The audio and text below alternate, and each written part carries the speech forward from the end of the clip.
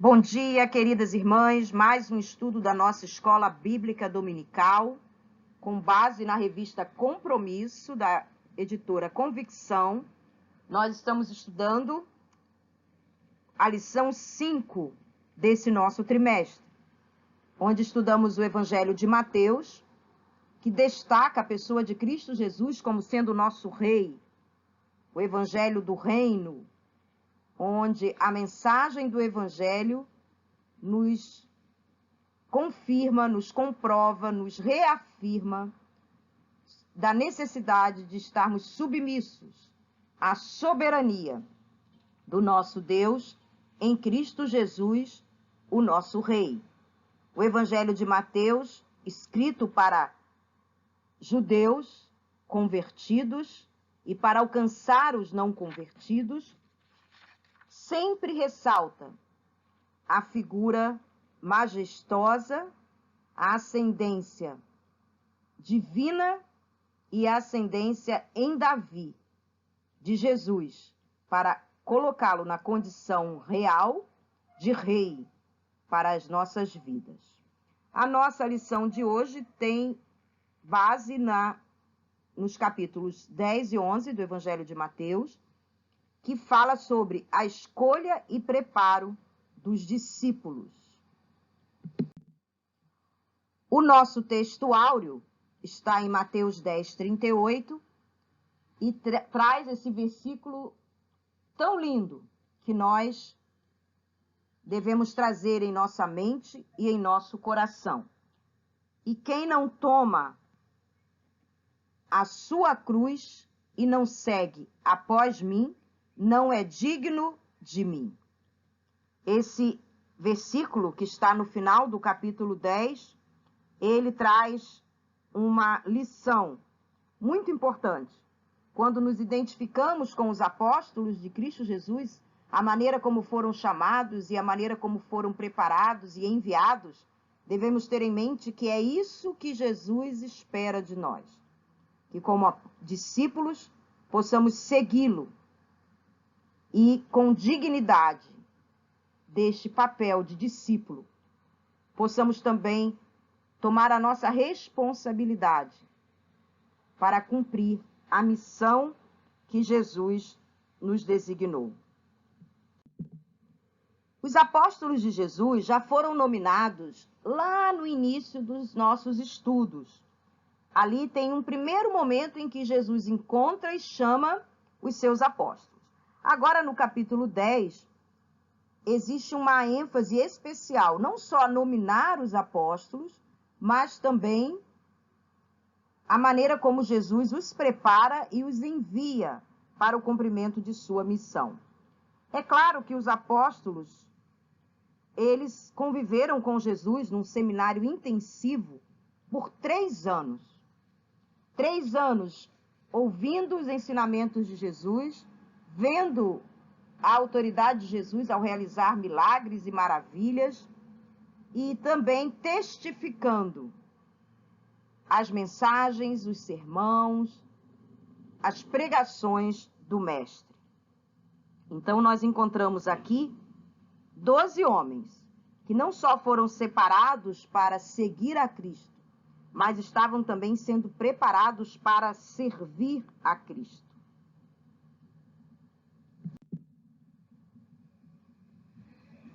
Aqui nós queremos identificar uma diferença. A diferença entre discípulo e apóstolo. Nós sabemos que discípulos de Cristo somos todos nós, que seguimos a Cristo. Mas os 12 e posteriormente Paulo foi identificado como sendo apóstolo. Então nós temos o corpo de apóstolos. Jesus, inicialmente, ao chamar e separar os 12, ele os denominou discípulos. Mas também esse tema, esse nome, esse título se estendia a tantos outros que seguiam a Cristo no seu ministério. Mas 12 homens e, posteriormente, Paulo, receberam também o título exclusivo de apóstolo, que significa aquele que, além de seguir, é enviado. Hoje nós poderíamos dizer que esse título se encaixaria aos nossos pastores, aos nossos missionários. Mas esse título, à luz do que nos ensinou Paulo, ficou para uso exclusivo desses primeiros enviados, para destacar o pioneirismo dos primeiros apóstolos, incluindo aí o próprio apóstolo Paulo. Por que hoje, apesar de muitos usarem esse título para impor uma hierarquia, para impor um destaque aos olhos humanos, por que este título hoje não é mais utilizado? Não deveria ser mais utilizado? Primeiro que ele não denota nenhum tipo de hierarquia, de predominância sobre outros, como em muitas igrejas neopentecostais ele é utilizado. Ele é determinante para a missão. Apostolado é uma missão de pioneirismo. Então, quais foram os primeiros apóstolos, os que foram pioneiros ao serem enviados pelo próprio Cristo, senão os seus primeiros 12 discípulos, e depois, substituindo a Judas, nós temos Matias, e depois o apóstolo Paulo, que se inseriu nesse grupo. Então, esse título ficou sendo identificado por esses primeiros enviados para realmente dar destaque a esse pioneirismo na expansão do Evangelho. E por que 12? Foram 12 discípulos que eram denominados apóstolos. 12 é um número que desde o Velho Testamento e na cultura judaica existe muita ênfase no valor, no significado dos números. E o número 12, ele denota o significado de uma quantia, uma quantidade perfeita. Então, nós vamos ver o número 12 em diversos momentos no Velho Testamento, como os 12 filhos de Jacó, que foram patriarca das 12 tribos de Israel, os 12 chefes de Davi. Aos 12 anos, Jesus é encontrado no templo. E 12 é um número, então, que nós vamos ver desde o Velho Testamento até o Apocalipse, identificando como um significado de coisa perfeita, de tempo perfeito, de quantidade perfeita. E por isso Jesus, que estava sempre se identificando com a cultura judaica, de onde ele próprio vinha, se originava, ele destaca 12 homens para serem os seus apóstolos ou os seus discípulos mais próximos. Quem eram? Já vimos lá no início do Evangelho de Mateus e agora no capítulo 10, Jesus nomina os seus apóstolos. Simão, Pedro, Tiago e João, filhos de Zebedeu, são identificados como aquele grupo mais próximo a Cristo, que estavam nos momentos mais íntimos do Senhor Jesus. Mas aí nós vamos ver André, que é irmão de Simão, Pedro, Filipe, Bartolomeu, que é também Natanael, Mateus, o escritor do nosso estudo, do nosso livro, melhor dizendo, fruto do nosso estudo nesse trimestre, Tomé, Simão, Tadeu, Tiago e Judas.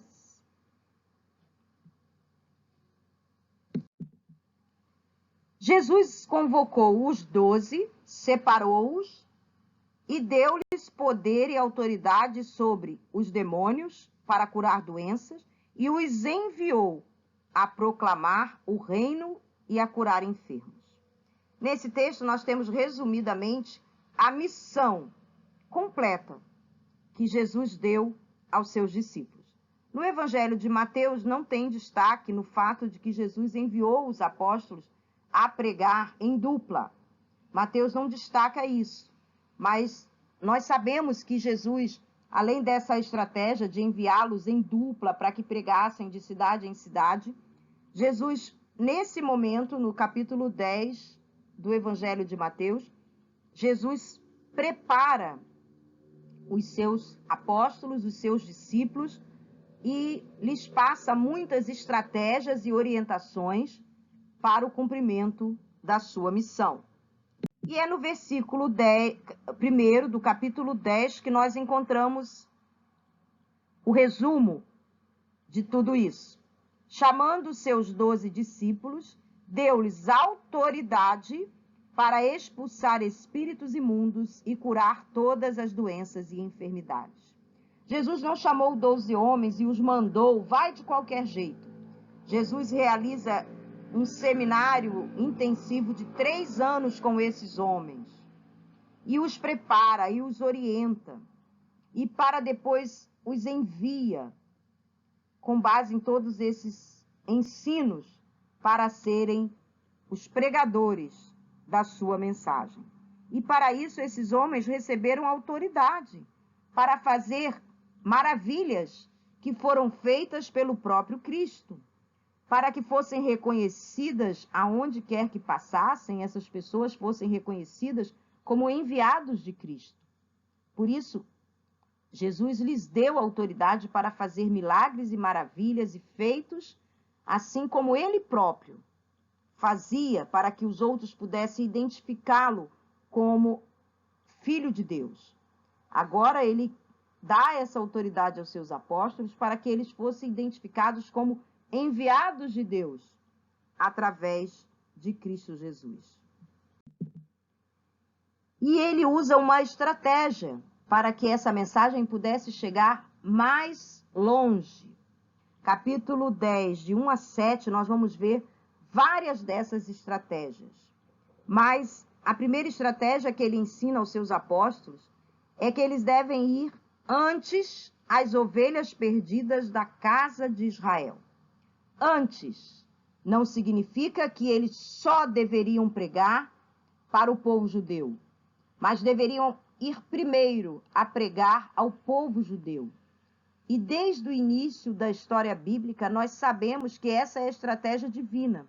Primeiro formou um povo em Abraão, para deste povo vir Jesus, e Jesus seria o Messias deste povo, e a partir deste povo, todas as famílias da terra seriam abençoadas. Essa promessa foi feita a Abraão, se concretiza em Cristo, e aqui Cristo está dizendo: ide antes as ovelhas perdidas da casa de Israel. Aquelas pessoas que não acreditam que eu sou o Filho de Deus. Leve a eles a mensagem do reino. Mas claro que depois, e aqui o próprio Jesus instrui, esse evangelho seria alcançado e seria pregado a todos, porque o evangelho de Cristo é para todo aquele que nele crê. Além de lançar a estratégia para o cumprimento da missão, Jesus também prepara os seus apóstolos com a mensagem principal que eles deveriam levar na sua missão. E a mensagem é: ide pregai dizendo, é chegado o reino dos céus. O reino dos céus na figura do próprio Cristo, que havia sido anunciado por João o Batista, que havia sido apresentado àqueles que estavam ali no momento do batismo de Jesus por João o Batista. Ele está configurado na pessoa de Cristo. E a mensagem a ser pregada era uma mensagem das boas novas do Evangelho, que Jesus Cristo, o Rei dos céus, habita entre nós, está entre nós para nos ensinar, para também curar os enfermos, para também nos limpar das nossas enfermidades, para ressuscitar mortos, para expulsar demônios. E além de então entregar àqueles apóstolos a missão de ir pregar que o reino de Deus estava entre o povo, entre os homens, pois era o próprio Cristo que reinava e vivia entre os homens ali naquele momento. Aqueles apóstolos também, além de pregar, iriam agir em favor daqueles que eles encontrassem pelo caminho. Eles receberam a autoridade do próprio Jesus, então não só pregar, mas também agir em favor do povo, curando, limpando feridas, ressuscitando mortos. Sim, eles teriam autoridade para fazê-lo, expulsando demônios, feitos que eram praticados pelo próprio Cristo, e os seus apóstolos teriam autoridade para fazer.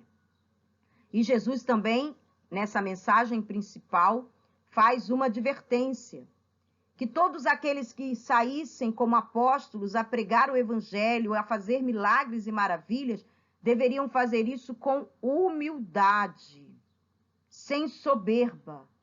De graça recebestes, de graça dai. Isso nos faz lembrar, irmãs, como hoje muitos líderes religiosos estão se auto-beneficiando com aquilo que eles dizem ter poder ou autoridade, que eles teriam recebido do próprio Deus, mas nós sabemos que aqueles que fazem feitos ditos maravilhosos, mas se auto-beneficiam, se autopromovem, não estão cumprindo a missão como Deus e Jesus gostaria que cumprisse. Aqueles que saem como apóstolos a pregar o evangelho, a curar, a favorecer com o amor de Cristo a todos que encontra pelo caminho, esse tem que ter a humildade de entender que nada daquilo que estão fazendo é pelo seu próprio poder, pois também receberam a graça em Cristo Jesus. E quando estão pregando e quando estão manifestando a graça de Cristo, tem que entender que receberam de graça, sem mérito próprio, estão espalhando o amor de Cristo sem mérito próprio. Estão fazendo, sim, milagres e maravilhas, mas toda a honra e toda a glória está e deve ser dedicada a Cristo Jesus. Então, aqui nós temos um resumo de toda a missão que os apóstolos deveriam cumprir a partir daquele chamado, preparo e envio para ser um apóstolo, um enviado e um discípulo, um seguidor de Cristo Jesus. E agora Jesus parte para as orientações. Jesus parte para diversas orientações a partir do versículo 9. E são orientações práticas que Jesus passa para os seus apóstolos. No versículo 9 e 10, nós vemos que Jesus orienta aos seus apóstolos que eles não devem levar ouro, prata, não devem levar bagagem. Somente um pequeno alforje, um pequeno objeto para levar um pouco de água ou um pouco de alimento para o caminho, para o sustento no caminho.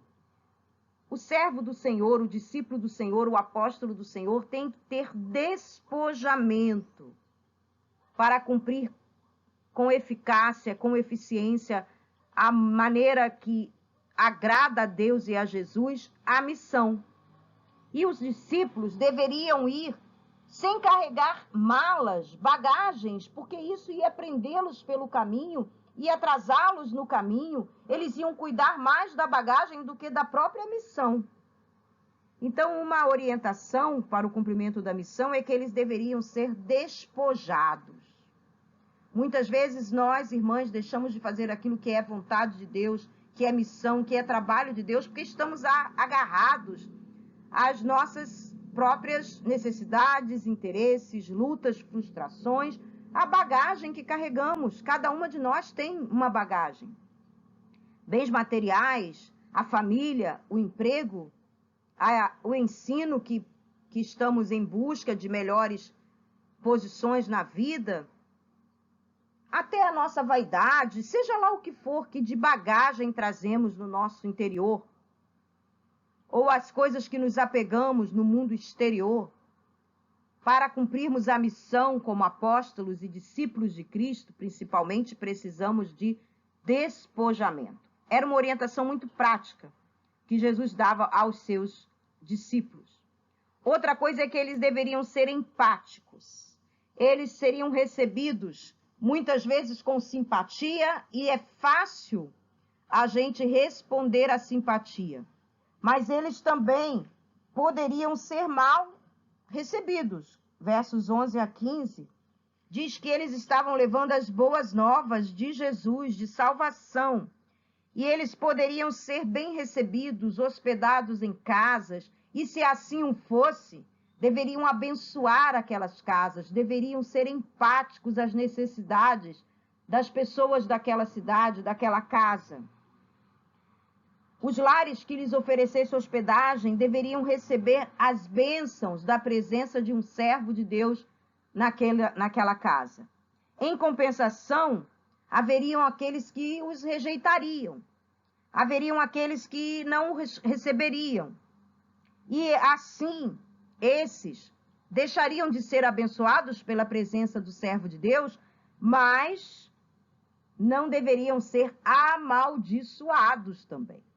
Jesus diz que esses discípulos, quando mal recebidos, deveriam sair daquela cidade e limpar a poeira das suas sandálias, não levar a poeira das suas sandálias, ou seja, não levar a antipatia consigo, a mágoa, o rancor.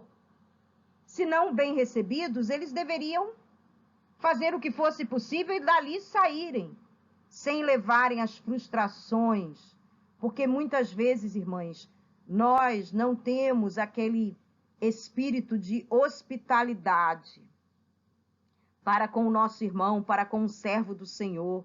Não temos aquela abertura para receber as pessoas em nosso lar, ou não recebemos com amor, com naturalidade.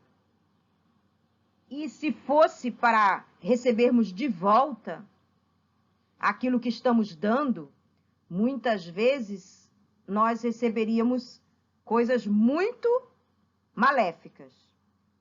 E aqui os apóstolos estavam sendo orientados a serem empáticos, devolverem bênçãos quando fossem abençoados, mas não devolverem maldição quando não fossem bem recebidos.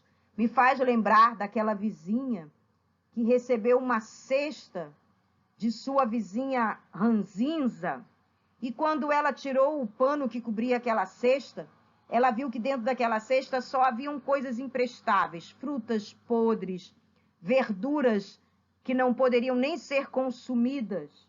E ela sabia que a sua vizinha estava lhe oferecendo aquilo porque era uma vizinha que não lhe tinha como amiga, não era uma pessoa amável, estava querendo realmente insultá-la. E o que ela fez? Pegou aquele cesto, limpou, jogou fora aquelas coisas imprestáveis, encheu de frutas viçosas, de verduras verdes, de todas as delícias que ela poderia oferecer dentro da sua horta, do seu pomar, cobriu com um lindo pano e devolveu à casa de sua vizinha. Quando a vizinha abriu aquele cesto e viu todas aquelas maravilhas, foi até a sua amiga, a sua vizinha, a quem ela não gostava, e se declarou surpresa. Por que você fez aquilo? E a vizinha disse: eu não vou lhe retribuir o mal que recebi com o mal. Todas as pessoas ofertam aquilo que elas têm no seu coração. E fica para nós essa lição. Quando Deus mandou Jesus Cristo a este mundo, ele sabia que o seu filho não seria bem recebido por todos. Mas mesmo assim, ele estende a salvação a todos. Então a empatia deve fazer parte daquele que quer servir a Cristo como discípulo. Mas também devemos ser prevenidos. Prevenidos quanto aos relacionamentos. Porque no caminho tem muitos que querem nos fazer mal, e nós não podemos permitir que essas pessoas impeçam o cumprimento de nossa missão. Então, no verso 26, Jesus previne os seus discípulos que nos relacionamentos que eles encontrarem pelo caminho, eles precisam estar prevenidos, porque eles estão indo para o meio de lobos, como ovelhas. Muitas vezes serão perseguidos, e para isso eles também precisam estar preparados. prevenidos nos relacionamentos que encontraram o caminho, para não se deixar enganar, para não se deixar iludir, para que ninguém os desvie da sua missão, mas também preparados. Porque desde o Sermão do Monte, Jesus está preparando os seus discípulos, porque serão perseguidos por amor de Cristo. Então, no cumprimento daquela missão, os apóstolos deveriam estar preparados, porque enfrentariam, como ovelhas em meio a lobos, grande perseguição. E há um desafio lançado aos apóstolos. O desafio que também se estende a cada um de nós. Eles pregariam a mensagem, eles iriam de cidade em cidade, eles seriam bem recebidos ou mal recebidos. Mas eles deveriam estar atentos, preparados, porque no caminho eles iriam confessar diante dos homens a Cristo Jesus como o Salvador. E qualquer que me confessar diante dos homens, eu o confessarei como meu filho, como salvo pelo meu amor, diante do meu Pai que está nos céus. É isso que Jesus está aqui fechando esse rol de orientações. Meus apóstolos, meus discípulos, vocês vão seguir, cumprindo todos esses ensinamentos que eu lhes tenho dado, com essas orientações, preparados para o cumprimento da missão, que é enviados por mim, pregar o Evangelho.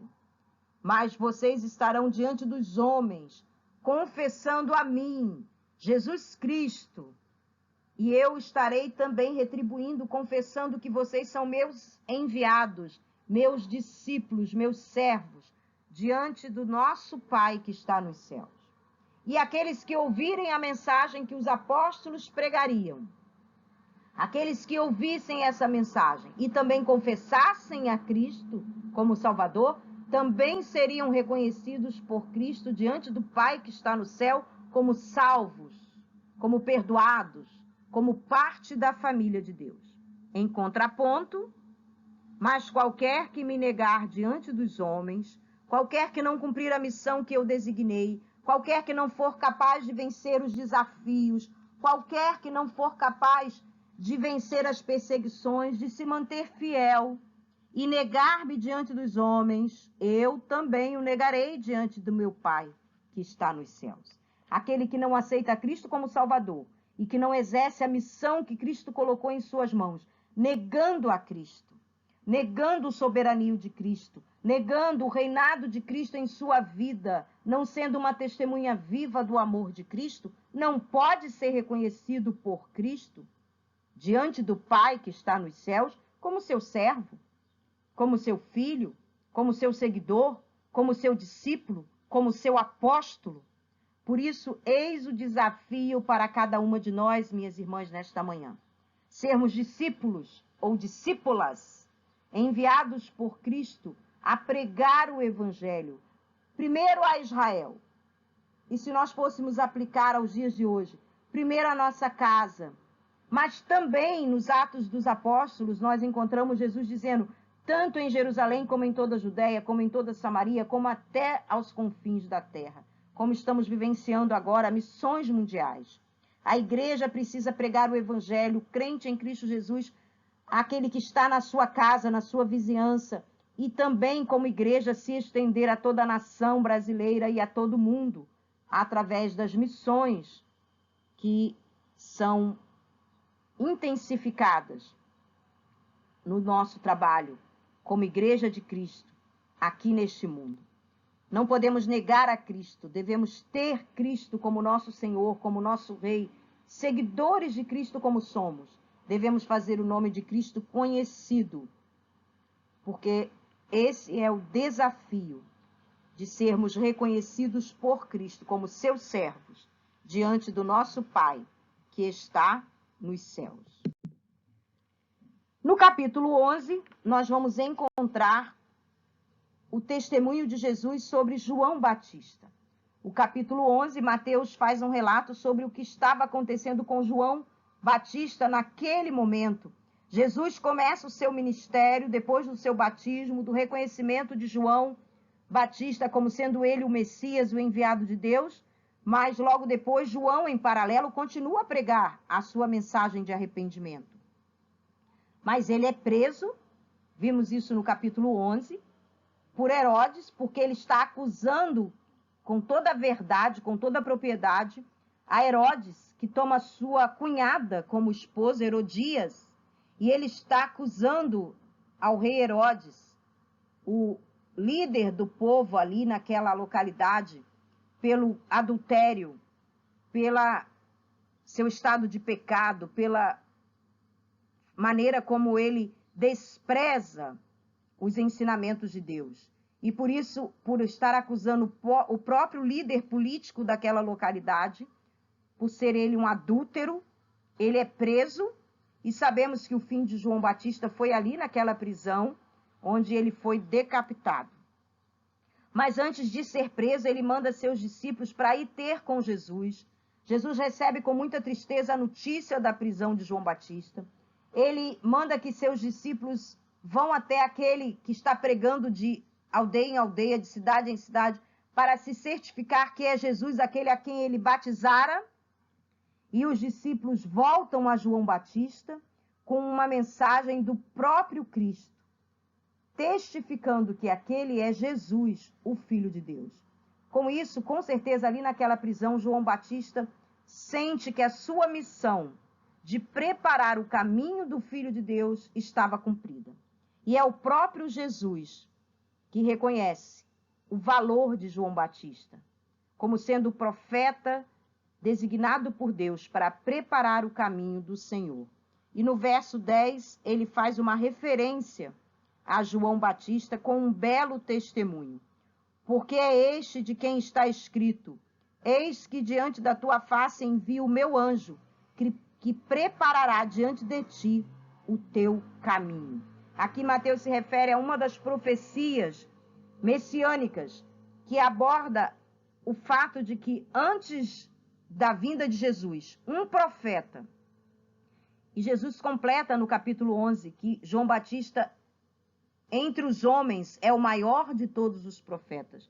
Nem Isaías, nem Jeremias, nem Ezequias, ninguém seria, entre os homens, maior profeta do que João Batista, porque ele veio preparar o caminho de Jesus, do Senhor, do Messias.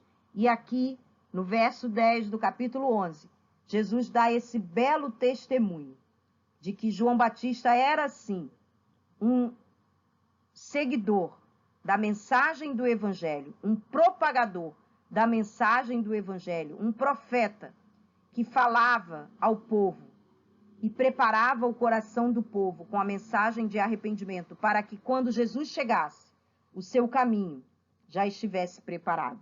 E João Batista é um exemplo para nós, de alguém que foi separado desde a infância para cumprir uma missão valorosa. A maior de todas as missões que um homem pode ter, que é, no caso dele, preparar o caminho para a vinda do Senhor. E no nosso caso, irmãs, prepararmos o caminho para a volta do Senhor, pregando o arrependimento para que aqueles que não conhecem a Cristo possam conhecer a Jesus, o nosso Salvador, e se preparar para quando Jesus voltar e levar consigo aqueles que têm a Cristo como Senhor e Salvador de suas vidas. E o convite especial encerra o capítulo 11. Vinde a mim todos os que estáis cansados e oprimidos, e eu lhe aliviarei. Tomai sobre vós o meu jugo e aprendei de mim, porque sou manso e humilde de coração. E encontrareis descanso para vosso espírito, pois o meu jugo é suave e o meu fardo é leve. Essas palavras de Jesus, quando ele ensinava aos seus discípulos e aos seus seguidores, se referia ao fato de que a religião judaica, naquele tempo, naquele momento, era tão pesada, tão cheia de regras, tão cheias de leis, impostas pelos líderes religiosos, pelos fariseus, que muitas vezes foram criticados por Cristo por sua falsidade no praticar a religião, por sua soberba no praticar a religião. E aqui Jesus está falando a um povo oprimido pelo jugo de uma religião que impõe regras e regras e regras e não dá em troca, não prepara, não dá alimento espiritual. E aqui Jesus está falando que ele, o próprio Cristo, estava trazendo para essas pessoas que estavam sob o jugo de uma religião pesada, um novo fardo, um fardo leve, um fardo suave. Ele aqui não está dizendo que o seguidor de Cristo não tem um fardo a levar. Ele não está dizendo que Cristo não quer ter soberania sobre o seu discípulo. Mas o jugo, que é exatamente o que representa a soberania de Deus sobre cada um de nós, é suave. E aquele que segue a Cristo, segue aprendendo de Cristo, crescendo em Cristo. Porque o que nós aprendemos com Cristo é que ele é manso, ele é humilde de coração, e ele quer que nós sejamos seus discípulos, seguindo os seus ensinamentos, também como mansos e humildes de coração, quando formos falar do seu evangelho, demonstrar o seu amor àqueles que nós estaremos pregando e ensinando em nome de Cristo Jesus. E assim é um convite especial para os seus apóstolos, para os seus discípulos, seguir a Cristo, de maneira que nós vamos encontrar nos braços de Cristo descanso para o nosso espírito, realização para as nossas vidas, pois o jugo é suave, o fardo é leve. Servir a Cristo não é sacrifício, diz a palavra do Senhor. Irmãs, que convite especial para esta manhã. Que convite maravilhoso para esta manhã. O Senhor nos quer como seus seguidores, como seus discípulos, e nos quer enviar a cumprir missão.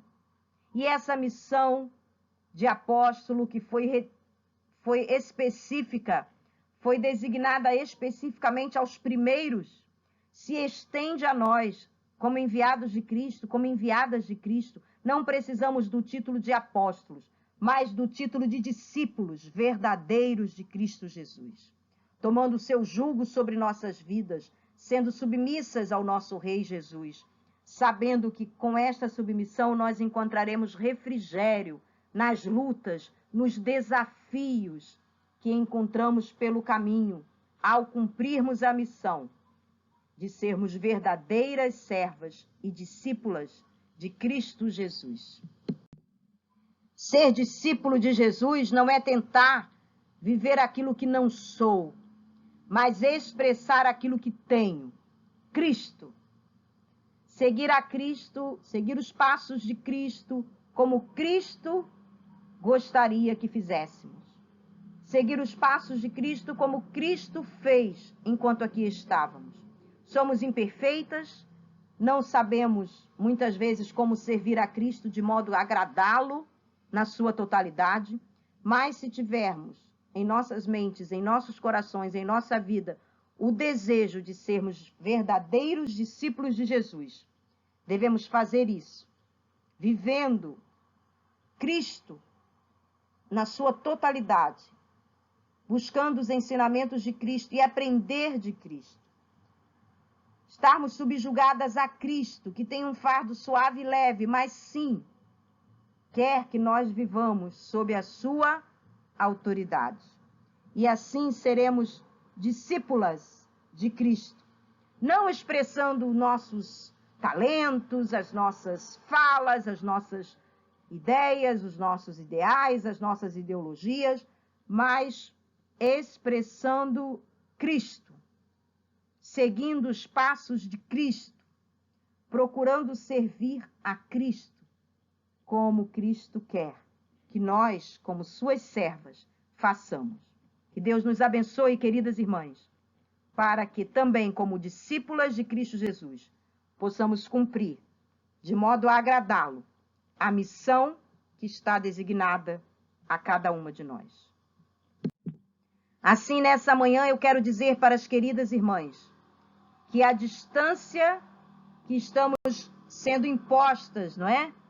Por essa pandemia, ela permite que tenhamos saudade uma das outras, mas nunca o esquecimento. Que possamos estar sempre lembrando uma das outras em nossas orações. E com muito carinho nesta manhã eu quero dizer, beijo, queridas, que Deus nos abençoe.